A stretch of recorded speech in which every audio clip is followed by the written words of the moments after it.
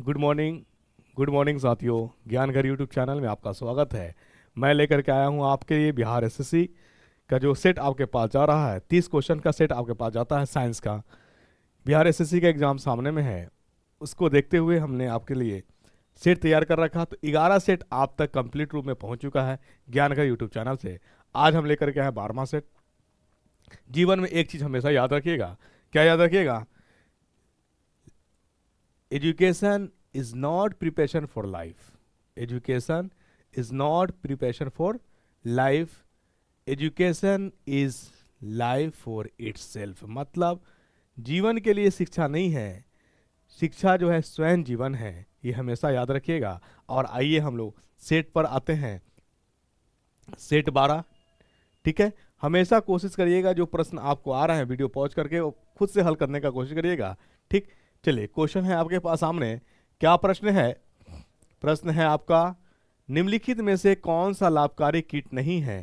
तो लाभकारी कीट जो है आपके सामने नहीं है, वो है आपका दीमक। दीमक जो है नहीं है। लाख कीट, रेशम कीट, मधुमक्खी। लाख कीट की मैं जानकारी, ये रेशम कीट और मधुमक्खी के बारे में तो आप जानते हैं।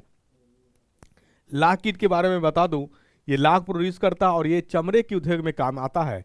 चमड़ा के जो पॉलिश, जो क्या कहते हैं, पॉलिश के रूप में बनाइए उसको, या फिनिशिंग के रूप में चमकीला पदार्थ बनाना है चमड़ा उद्योग में, तो ये लाख कीट का प्रयोग किया जाता है, ये याद रखिएगा। और हमारे लिए जो लाभकारी नहीं है वो हमारा दीमक है। ठीक है, तो ये आपका शुद्ध रूप से आंसर क्या हो जाएगा? दीमक। लाख कीट कहाँ प्रयोग किया जाता है? चमड़े के उद्योग में, चमड़ा के सफाई में, क्लीनिंग में। रेशम कीट से रेशम प्राप्त करने के लिए, और मधुमक्खी से हमारे शहद। तो ये सारे कीट तो आपके लिए लाभकारी है, बट दीमक आपके लिए लाभकारी नहीं है। ये लकड़ी में लग करके लकड़ी को क्या कर देता है? खा करके उसको खोखला कर देता है। ये आपके लिए हार्मफुल का काम करता है, हानिकारक का काम करता है। तो ये आपका दीमक जो है आपके लिए लाभकारी नहीं है। बाकी लाख कीट, रेशम कीट, मधुमक्खी जिसके बारे में आपको बता दिया, ये सब आपके लिए लाभकारी है। ठीक, चलिए आइए अगला प्रश्न आता हम लोग। ठीक है, अगला प्रश्न क्या करा आपका? पक्सीनिया ग्रेमिनिस कवक से होने वाला बीमारी है। यानी कवक, यानी पक्सीनिया ग्रेमिनिस जो है एक कवक है, ये कवक का नाम है। इससे जो बीमारी होता है एक पौधा में, किसमें? गेहूं में होता है। किसमें होता है? गेहूं में होता है। और गेहूं में जो होता है ब्लैक रस्ट के नाम से जाना जाता है। किस नाम से जाना जाता है? ब्लैक रस्ट के नाम से जाना जाता है, ये याद रखिएगा। यानी कवक का नाम है पक्सीनिया ग्रेमिनिस, जो कवक का नाम है। इससे बीमारी होता है किसमें? गेहूं में होता है। कौन सी बीमारी होती है? ब्लैक रस्ट बीमारी होती है, ये याद रखिएगा। ये आंसर हो जाएगा। ठीक है, गन्ने में जो लाल सड़न होता है, red rot of sugar cane, आपने देखा होगा गन्ना में, उसमें लाल लाल जो बीज के अंदर जो होता है, डंठल जो होता है उसके बीच में लाल लाल होता है, वो भी कवक से ही होने वाला बीमारी है। किससे? कवक से ही होने वाला है। और इसका जो कवक का नाम है काइला फोटो, यानी बहुत टफ नाम है, काइला टोटेको, ये कवक का नाम है ना। काइला टोटेको ये कवक का नाम है। बस इतना ये याद रखिए कि जो लाल लाल जो होता है वो कवक से ही होता है, कवक से होने वाली बीमारी है।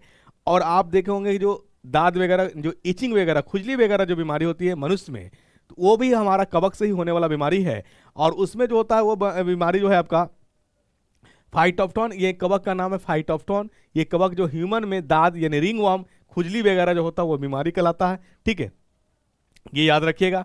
तो आपके पास आलू में लेट ब्लाइट जो है ये भी कवक से होने वाला बीमारी है। यानी जो भी दिया हुआ था ये सब फंगी से ही होने वाला बीमारी है, लेकिन उसमें नाम डाल दिया है। और पक्सीनियम ग्रेमिनिस जो है ये कवक का नाम है, और इससे जो बीमारी होती है ये गेहूं में होती है। कौन सा बीमारी? ब्लैक रस्ट के नाम से जाना जाता है, ये याद रखिएगा। ठीक, चलिए आइए अगला प्रश्न आते हैं हम लोग।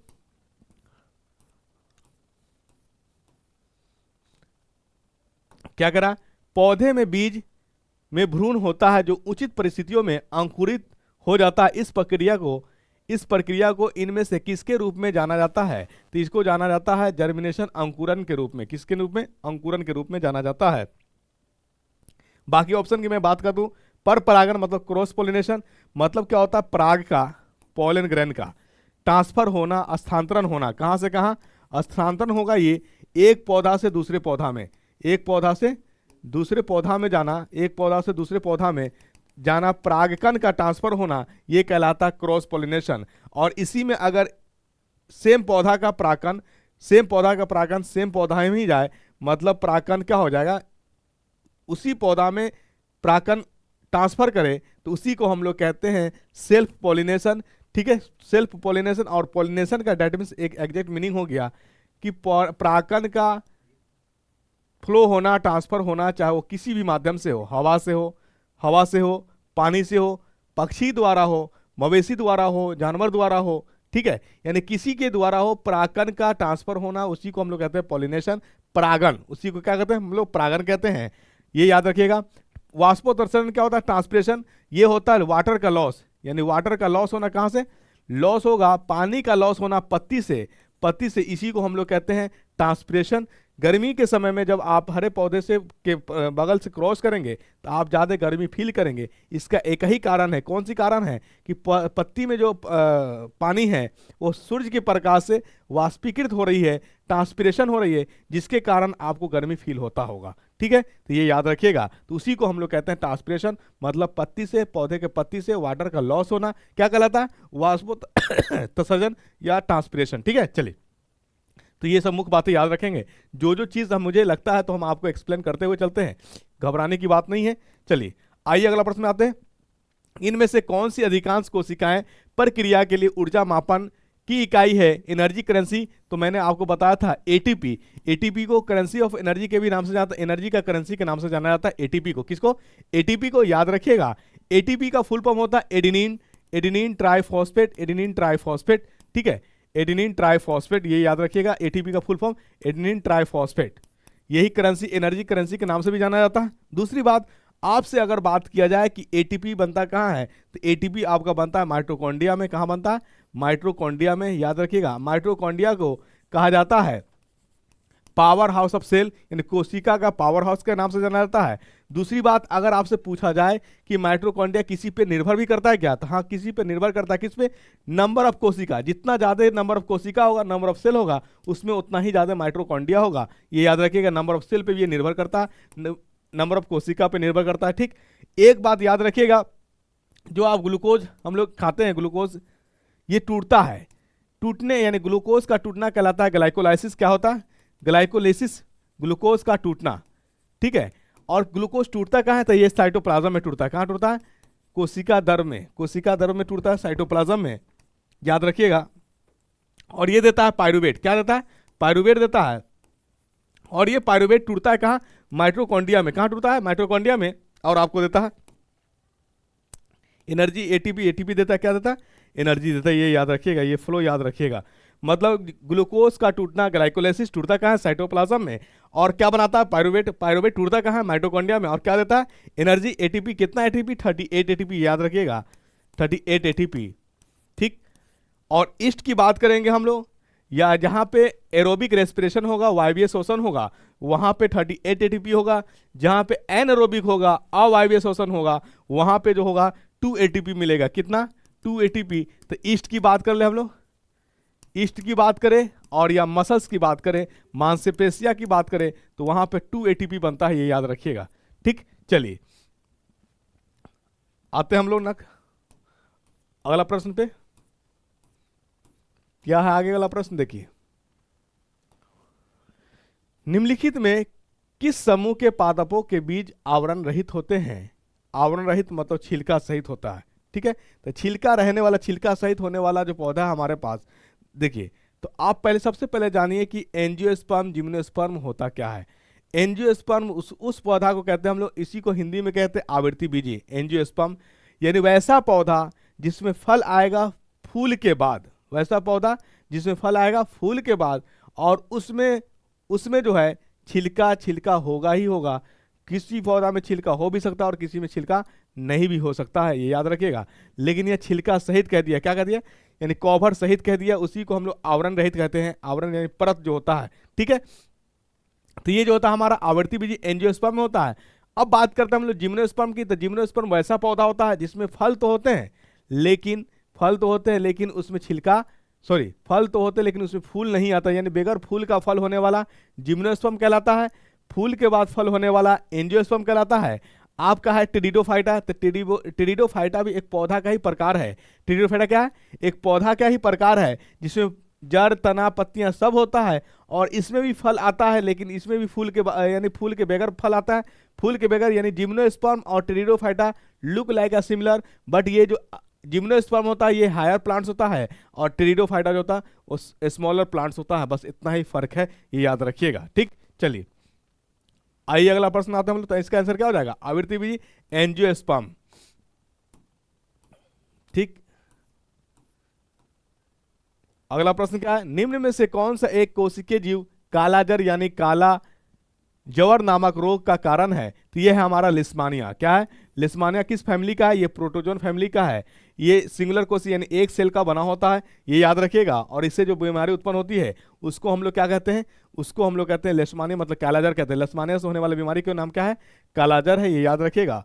और लिस्मानिया में जो प्रजनन होता है उसको हम लोग अलैंगिक कहेंगे, और मुकुलन द्वारा होता है। क्या किसके द्वारा होता है? मुकुलन द्वारा या विखंडन के द्वारा आप कह सकते हैं। विखंडन ही मोर सुटेबल आंसर होगा, ये याद रखिएगा। चलिए ठीक, और लीवर, ये जो है आपका यकृत पनाब, लीवर फ्लूक, टेपवार्म, ये सब इंटेस्टाइनल बीमारी है, मतलब मानव के अंदर जो इंस्टेंट आंत है उसमें ये उत्पन्न करने वाला, यानी सब डाइजेशन से रिलेटेड बीमारी है, डाइजेस्टिव संबंधित बीमारी है। ठीक, चलिए ये याद रखिएगा। आइए आगे प्रश्न।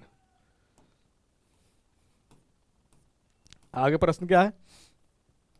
अगला प्रश्न आपका, इनमें से कौन सा पुरुषों में पाया जाता है? तो पुरुषों में जो पाया जाने वाला है वो आपका वाई गुणसूत्र है, यानी एक्स और वाई पाया जाता है पुरुष में।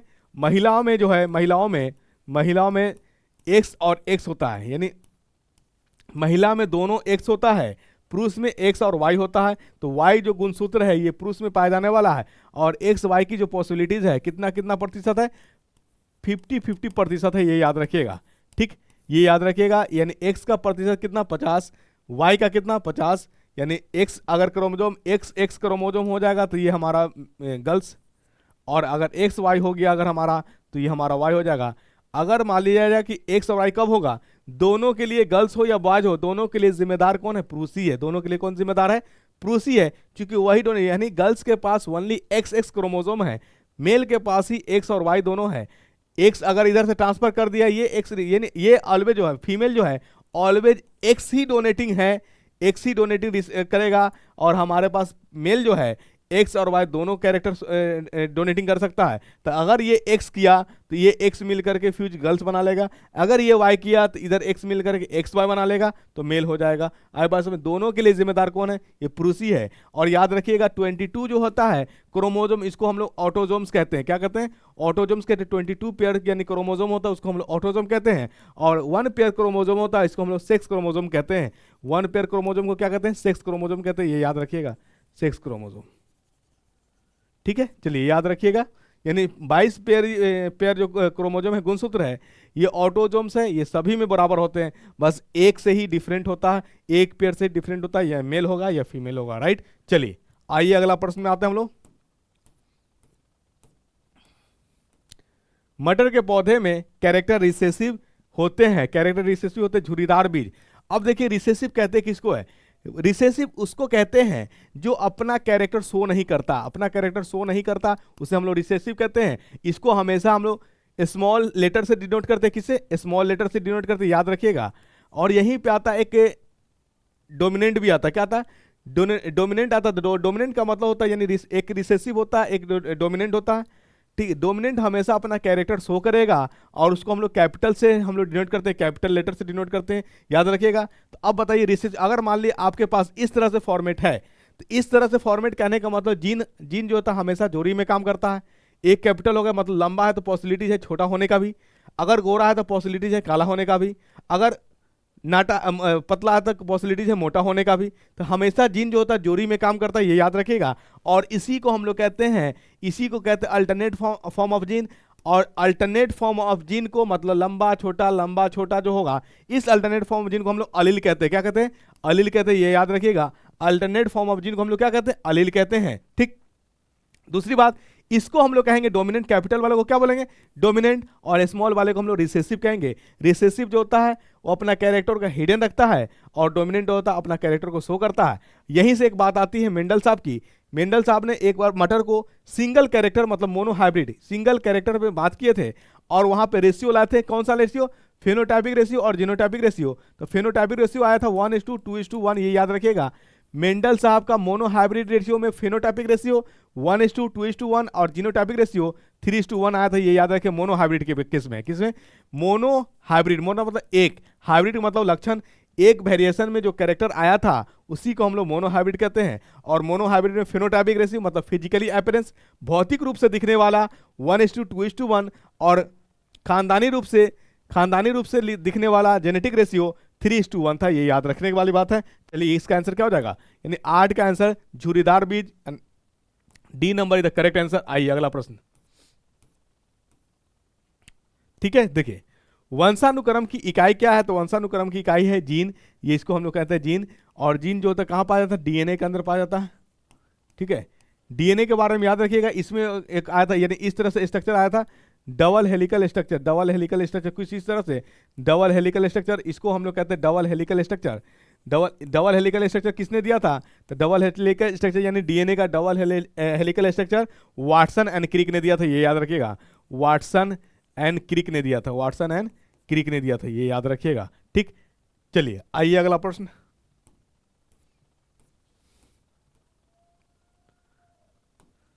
डैश विकासवादी संबंधों के प्रमाण प्रदान करता है, ये करता है आपका जीवाश्म करता है। कौन करता है, जीवाश्म करता है, यानी यही क्या होगा, चेंजिंग, परिवर्तित कर कर एक विकासशील, मतलब अगर आपके पास संसाधन नहीं होगा, कोयला पेट्रोल नहीं होगा, तो आप विकास की तरफ अग्रसर नहीं होंगे। तो उससे संबंधित इसका प्रश्न था, और ये हमारा विकासवादी संबंधों के प्रमाण प्रदान करता है। ये हमारा जीवाश्म करता है, फॉसिल फ्यूल करता है। क्या करता है, जीवाश्म ईंधन, जिसको वहां कहते हैं आप फॉसिल फ्यूल के रूप में जानते हैं। ठीक है, चलिए अगला प्रश्न आइए। अगला प्रश्न आपका, प्रारंभिक पृथ्वी का वातावरण मुख्य रूप से बना था, तो प्रारंभिक पृथ्वी का वातावरण जो बना था वो अमोनिया, मेथेन और सल्फर हाइड्राइड सल्फर, यानी सल्फर हाइड्राइड जिसको कह लीजिए आप, सल्फर हाइड्राइड से बना था। ठीक है ना, चलिए अमोनिया का फॉर्मूला था NH3, मेथेन का फॉर्मूला था CH4 और सल्फर हाइड्राइड का फॉर्मूला था H2S, ये याद रखिएगा। और यही के कारण हुआ था प्रारंभिक पृथ्वी का वातावरण मुख्य रूप से बना था अमोनिया, CH4 और H2S, इससे बना था। ठीक है, चलिए आइए अगला प्रश्न में आते हैं हम लोग। 5 जगत प्राणी में वर्गीकरण का मुख्य आधार होता था, तो ये होता था पोषण। और यहाँ पे मैं मुख्य बात बता दूं आपको, 5 जो है 5 जगत प्राणी 5 किंगडम क्लासिफिकेशन देने वाला कौन है, यानी आपसे अगर पूछे जाए 5 जगत प्राणी का 5 किंगडम क्लासिफिकेशन, 5 किंगडम क्लासिफिकेशन किसने दिया था, तो आप याद रखिएगा 5 किंगडम क्लासिफिकेशन जो है ये R.H. वाइटेकर ने दिया था। क्या दिया था, R.H. वाइटेकर, साइंटिस्ट का नाम है R.H. वाइटेकर, 5 किंगडम क्लासिफिकेशन दिया था। और इसका जो मुख्य आधार था वो मुख्य आधार था पोषण। क्या था, मुख्य आधार था पोषण, ये याद रखिएगा। ठीक, आइए अगला प्रश्न आते हैं हम लोग। अगला प्रश्न है, डैश एक सतह की घटना है, तो ये आपका एक सतह की घटना, तो इससे संबंधित हमारा आंसर होगा भाप। क्यों होगा भाप, देखिए सतह कह रहा था, सतह से संबंधित कहने का मतलब है कि एरिया पे डिपेंडेंट होगा। और मैं आपको बता दूं एक उदाहरण के रूप में, जब आप कपड़ा फैलाते हैं, क्या करते हैं, कपड़ा फैलाते हैं, तो कपड़ा धो करके जब कपड़ा फैलाते हैं, कपड़ा मोड़ करके फैलाते हैं या पूरा एरिया पे फैलाते हैं। आप याद रखिएगा जो मुड़ा हुआ कपड़ा रहता है उसको सूखने में समय लगता है, जो फैला हुआ ज़्यादा एरिया में रहता है उसको सूखने में कम समय लगता है। तो इसकी वजह एक ही है कि इवोपरेशन डिपेंड कर रहा है क्षेत्रफल पे। किस पे डिपेंड कर रहा है, एरिया जिसका ज़्यादा होगा उसका इवोपरेशन ज़्यादा होगा, उसमें से पानी, उसमें जो उपस्थित पानी है उसके निकलने की टेंडेंसी क्या होगी, ज़्यादा होगी, ये याद रखिएगा। तो ये घटना जो है सतही घटना, ये इवोपरेशन से संबंधित है। किससे, इवोपरेशन, भाप से संबंधित है, याद रखिएगा। अगर आपसे पूछा जाए कि इवोपरेशन किस किस पे डिपेंड करता है, इवेपोरेशन जो है इवोपरेशन किस पे निर्भर करता है, तो याद रखिएगा ये निर्भर करता है क्षेत्रफल पे। किस पे, क्षेत्रफल पे, और आर्द्रता, ह्यूमस पे भी, ह्यूमिडिटी पे भी डिपेंड करता है, आर्द्रता पे भी निर्भर करता है ये। ठीक है ना, चलिए तो ये आपको ये प्रश्न क्लियर हुआ। आइए अगला प्रश्न आता हम लोग। देखिए अगला प्रश्न क्या करा, 150 ग्राम पानी में 50 ग्राम चीनी घोलकर बनाए विलयन में मास प्रतिशत के जरिए मास का सांद्रण निकालिए। देखिए इसका फॉर्मूला सबसे पहले याद रखिए, मास प्रतिशत मास सांद्रण, सांद्रण इसका फॉर्मूला होता है मास ऑफ सॉल्यूट। सॉल्यूट कैसे, किसको, जो घुलता है। नीचे क्या होगा, mass of solution. Mass of solution, solution Hindi में आपको बात करेंगे तो विलियन हो जाएगा, इनटू 100।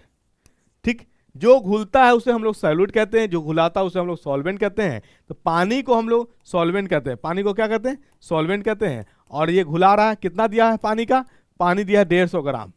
घुल कौन रहा, चीनी। जो घुलता है उसे हम लोग सॉल्यूट कहते हैं, तो हमारा चीनी है, चीनी घुल रहा है। चीनी क्या हो रहा है, घुल रहा है। कितना, ये इसको हम लोग, जो घुलता है उसको हम लोग सॉल्यूट कहते हैं। ये कितना घुल रहा, 50 ग्राम।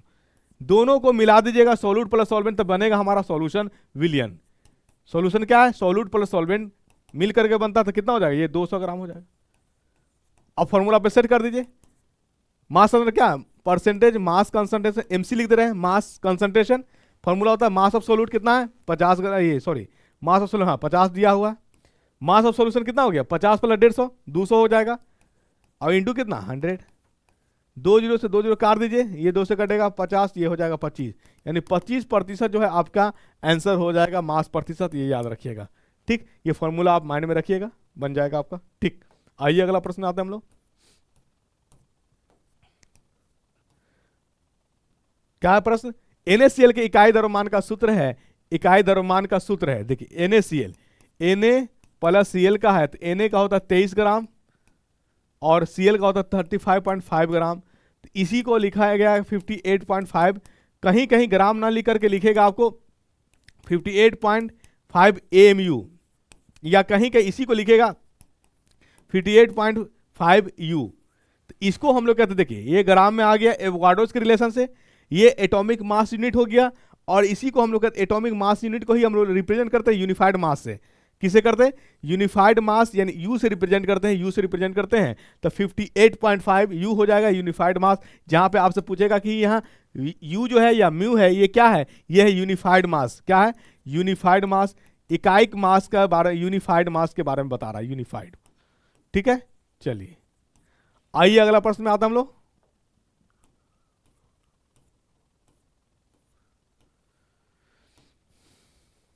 अगला प्रश्न है, आधुनिक आवर्त सारणी में कौन से 2 आवर्तों में 8 तत्व मौजूद है। तो आवर्त सारणी में देखिए, एक पहला आवर्त फर्स्ट पीरियड में जो है 2 तत्व है। कितने तत्व है, 2 तत्व है। 2 और 3 में जो है 8 तत्व है। 2 पीरियड और 2 और 3 हमारा आवर्त है। इसमें 2 में भी हमारा 8 तत्व है और 3 में भी हमारा 8 तत्व है। तो 8-8 की बात कर रहा है, तो हमारा 2 और 3 आवर्त हो जाएगा। इसमें हमारा 8-8 तत्व है, याद रखिएगा। ठीक, चलिए आइए अगला प्रश्न पे आता हम लोग। देखिए क्या प्रश्न, हैलोजन में उच्चतम इलेक्ट्रॉन बंधुता वाला तत्व कौन है। तो ये हमारा है क्लोरीन। ये याद रखिएगा, इलेक्ट्रॉन बंधुता के मतलब होगा इलेक्ट्रॉन एफिनिटी। और इलेक्ट्रॉन एफिनिटी की चर्चा हमेशा गैसियस स्टेट में किया जाएगा। किस में किया जाएगा, इलेक्ट्रॉन बंधुता की बात हमेशा गैसियस स्टेट में किया जाएगा, गैस के केस में किया जाएगा।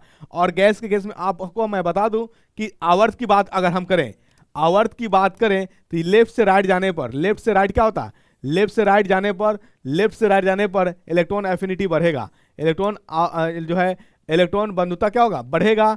और वही ग्रुप की बात हम करेंगे, समूह की बात करेंगे। किसकी बात करेंगे, समूह की बात करेंगे। तो समूह होता है टॉप टू बॉटम, ऊपर से नीचे। तो इसमें जो होगा इलेक्ट्रॉन एफिनिटी क्या होगा, डिक्रीज करेगा, ये याद रखिएगा। और गैस के केस में सबसे ज्यादा इलेक्ट्रॉन एफिनिटी, इलेक्ट्रॉन को गेन करने की कैपेसिटी गैसियस स्टेट में सबसे ज्यादा क्लोरीन की होती है। यहीं पे अगर बात किया जाता है इलेक्ट्रॉन नेगेटिविटी, किसकी बात किया जाता है, इलेक्ट्रॉन नेगेटिविटी की, तो सबसे ज्यादा फ्लोरीन की होती है, याद रखिएगा। यानी En की बात करता है इलेक्ट्रॉन नेगेटिविटी, तो सबसे ज्यादा फ्लोरीन की। और इलेक्ट्रॉन एफिनिटी की बात कर दिया है, तो सबसे ज्यादा आपका गैसियस सिस्टम किसका हो जाएगा, क्लोरीन का हो जाएगा, ये याद रखिएगा। ठीक है, चलिए आइए अगला प्रश्न पे आते हम लोग। देखिए क्या है, तापीय अपघटन के दौरान अमोनिया नाइट्रेट उत्पन्न करता है। तो अमोनिया नाइट्रेट का फॉर्मूला लिखिए आप, NH4NO3।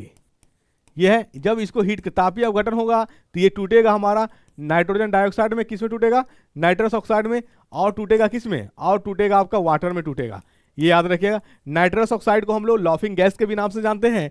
और ये वाटर हमारा टूटेगा, तो ऑप्शन है अगर, हाँ ऑप्शन है आपका कौन, B number is the correct answer. ठीक है, ये इक्वेशन आप लिख लीजिएगा। ठीक, आइए अगला प्रश्न में आते हम लोग। क्या है क्वेश्चन, अल्फ्रेड नोबेल ने किसका आविष्कार किया था? तो अल्फ्रेड नोबेल ने ये आविष्कार नहीं किया था, इन्होंने एक तरीका बताया था। क्या तरीका बताया था? डायनामाइट को रिजर्व करने का, कंजर्व करने, एक लकड़ी पे इन्होंने स्टोर करके बताया था। और इनको ये नहीं पता था कि ये जो तरीका हम बता रहे हैं ये कल होकर के बहुत घातक बनने वाला है। और याद रखिएगा, यही वजह से, इसी चीज के लिए जो डायनामाइट को स्टोर करने का जो तरीका बताया, इसके वजह से नोबेल साहब को, अल्फ्रेड नोबेल साहब को जो इतनी रकम दिया गया, इतने पैसा दिया गया कि उसी पैसा का इंटरेस्ट से जो आज नोबेल प्राइज जो दिए जाते हैं, बस उस पैसा का इंटरेस्ट, सिर्फ ब्याज का उतना से जो है नोबेल प्राइज दिया जाता है। तो सोच के देखिए कि वो दिया गया रकम कितना होगा, जो रकम का इंटरेस्ट से ही नोबेल प्राइज, जो भी नोबेल प्राइज मिलता है, जिनको भी मिलता है, जिस सेक्टर में भी मिले, सिर्फ उनका यानी नोबेल साहब का पैसा जितना मिला था, उनका इंटरेस्ट के पैसा से इनको जो है नोबेल प्राइज दिया जाता। तो सोचिए दिया गया रकम कितना होगा, दिया गया रकम कितना होगा कि वो पैसा का अभी तक इंटरेस्ट पे ही नोबेल प्राइज दिया जाता है। याद रखिए, डायनामाइट के केस में दिया गया था। किस केस में? डायनामाइट के केस में। डायनामाइट ऑप्शन में नहीं है तो बारूद हम लोग मान सकते हैं कि क्या कर सकते हैं, बारूद मान सकते हैं, ये याद रखिएगा। ठीक, यानी इतना पैसा मिला था अल्फ्रेड साहब को कि वो पैसा का इंटरेस्ट से ही नोबेल प्राइज दिए जा रहे हैं आज के डेट में जो भी है। और जब भी दिया जाएगा बस उन्हीं के पैसा का इंटरेस्ट का ही दिया जाएगा। ठीक, चलिए आइए अगला प्रश्न देखिए। प्रश्न क्या है? आग को बुझाता है, आग को बुझाने वाला गैस जो है वो कार्बन डाइऑक्साइड है। कौन है? कार्बन डाइऑक्साइड गैस है आग को बुझाने वाली गैस। कि ये भारी गैस होता है और सतह पे आकर के ऑक्सीजन के संपर्क को तोड़ने का काम करता है, इससे आग बुझ जाती है। ठीक, आइए, वह ग्रीन हाउस गैस कौन सी है जिसे हंसाने वाली गैस भी कहा जाता है? तो इसको कहा जाता है नाइट्रस ऑक्साइड, N2O। क्या कहा जाता है? Nitrous oxide. ये आपका सी नंबर इधर करेक्ट आंसर है। ठीक, कार्बन डाइऑक्साइड को जो है ड्राई आइस के भी नाम से जाना जाता है। देखिए अगला क्वेश्चन क्या है, C6H6 क्या है? तो C6H6 जो है ये एक बेंजीन है। क्या है? बेंजीन है। बेंजीन का इसका अनदर नेम अगर बात करें हम लोग तो साइक्लोहेक्सिन है। ये क्या है? साइक्लोहेक्सिन। इसकी अनदर नेम की हम बात करें अगर, तो इसी को हम लोग एरोमेटिक कंपाउंड भी कहेंगे, एरोमेटिक कंपाउंड भी कहेंगे, एरोमेटिक कंपाउंड। एरोमेटिक कंपाउंड किसको कहते हैं? जब अल्टरनेट फॉर्म में पाई बॉन्ड हो। क्या हो? अल्टरनेट फॉर्म में पाई बॉन्ड हो, उसे हम लोग अल्टरनेटिव कहेंगे। और बेंजीन का जो स्ट्रक्चर होता है शुद्ध रूप से ये इस तरह से स्ट्रक्चर होता है, ये बेंजीन का है। इसमें अगर बात किया जाए सिग्मा की, सिग्मा सिंगल बॉन्ड को हम लोग सिग्मा बॉन्ड कहते हैं, और डबल बॉन्ड जो आता है वहां एक सिग्मा और एक पाई होता है, उसको हम लोग सिग्मा और पाई कहते हैं। तो यहां देख ले सिग्मा कितना है, 1 2 3 4 5 6 7 8 9 10 11 और कितना, 12।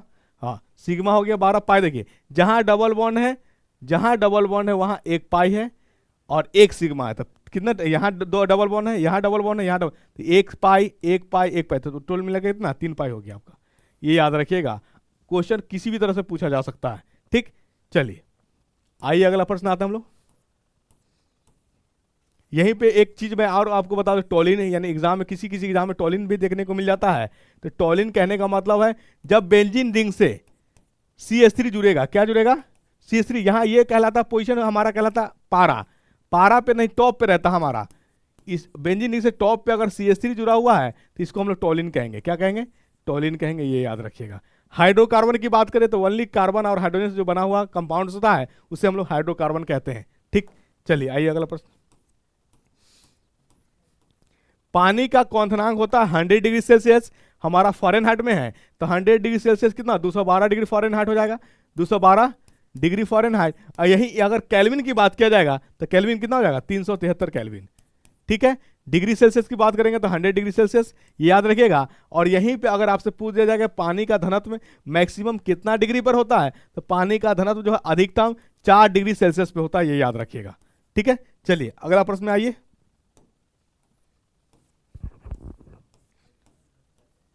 कांच का सबसे महत्वपूर्ण घटक है, कांच का सबसे महत्वपूर्ण घटक सिलिका। कौन है? सिलिका। सिलिका का फॉर्मूला होता है सिलिकॉन डाइऑक्साइड SiO2। कांच का जो है सबसे महत्वपूर्ण घटक है सिलिका SiO2, ये आप याद रखिएगा। ठीक, आइए अगला प्रश्न आता है हम लोग। 25 है, ध्वनि को मापने के लिए कौन से एकक यूनिट का उपयोग किया जाता है? तो ध्वनि को मापा जाता है डेसिबल में, इसका सूचित किया जाता है डीबी यानी स्मॉल डी कैपिटल बी से रिप्रेजेंट किया जाता है। डेसिबल ध्वनि का मापन है। यही बात अगर हम लोग करते हैं हर्ट्ज की, तो हर्ट्ज जो है ये फ्रीक्वेंसी आवृत्ति का ऐसा मात्रक है, ठीक है। और दूसरा ओम की अगर बात करेंगे तो ये हमारा प्रतिरोध का ऐसा मात्रक है, प्रतिरोध का ऐसा मात्रक ओम है।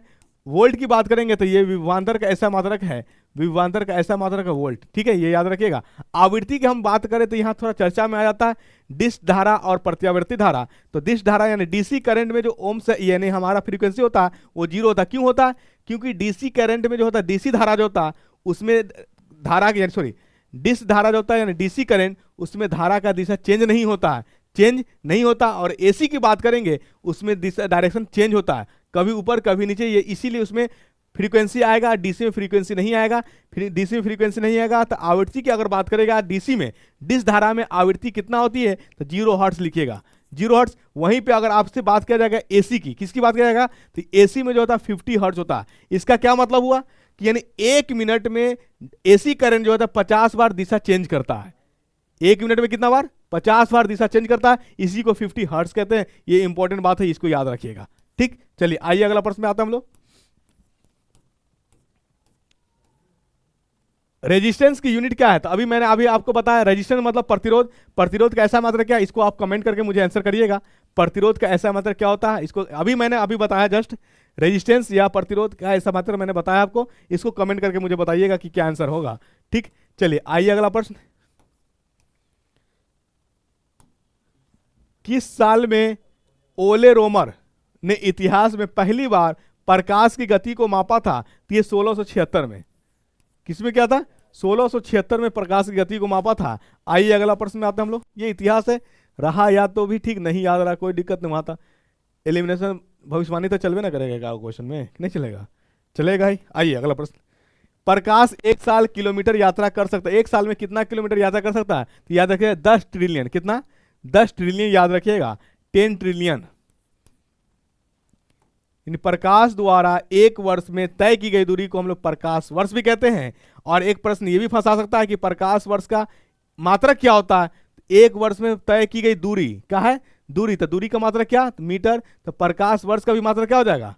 मीटर ही हो जाएगा। कंफ्यूज नहीं हो गया, फंसिएगा नहीं, क्वेश्चन किसी भी तरह से उलझाया जा सकता है, ठीक। आइए अगला प्रश्न में। वेक्टर राशि का उदाहरण क्या है? वेक्टर मतलब वैसा क्वांटिटी, वैसा भौतिक राशि जिसमें दिशा के साथ साथ परिमाण भी हो, यानी मैग्नीट्यूड के साथ साथ डायरेक्शन हो, उसे हम लोग वेक्टर क्वांटिटी कहते हैं। और वेक्टर क्वांटिटी में हमारा वेग आएगा, वजन, वजन सिर्फ वैल्यू है, इसमें दिशा नहीं है। तापमान सिर्फ वैल्यू है, दिशा नहीं है। लंबाई सिर्फ वैल्यू है, दिशा नहीं है। इसीलिए ये सब स्केलर मतलब अदिश राशि होगा। और वेग में दिशा के साथ साथ वैल्यू है, इसलिए वेक्टर क्वांटिटी होगा, सदिश राशि होगा, ये याद रखिएगा। चलिए अगला प्रश्न में आते हैं।